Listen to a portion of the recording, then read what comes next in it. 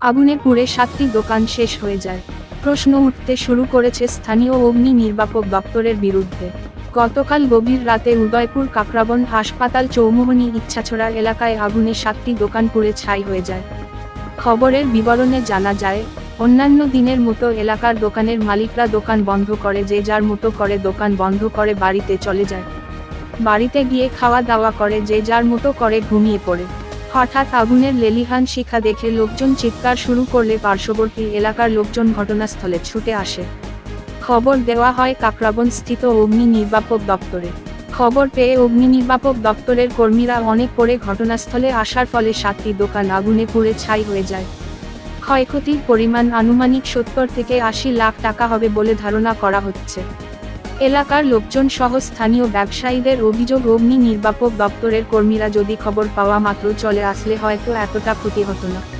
তাদের বিলম্বের ফলে 7টি দোকানের মালিক আজ সর্বশান্ত হয়ে গেছে। কালকে রাত্রে কটার সময় আগুন লেগেছে?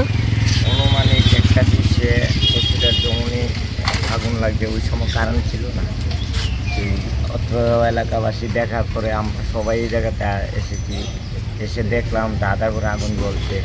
সঙ্গে সঙ্গে ফায়ার সার্ভিস এবং বিদ্যুৎ দপ্তর আরক্ষা প্রশাসনকে জানানো সত্ত্বেও প্রায় 40-30 মিনিট পরে এই জায়গাতে ফায়ার সার্ভিসের গাড়ি এসেছে। আসার পরে তাদের কোনো জল নাই।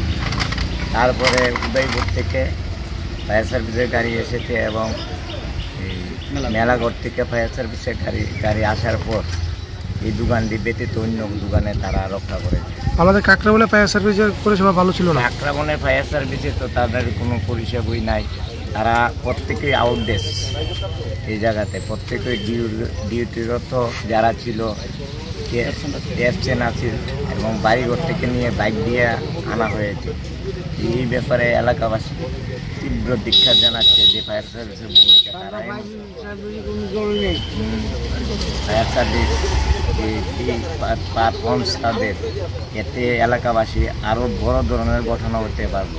তাদের সরকারের কাছে আমরা আবেদন রাখবো যে তদন্ত করে যাতে ফায়ার সার্ভিস সঠিকভাবে কেন কাজ করে না।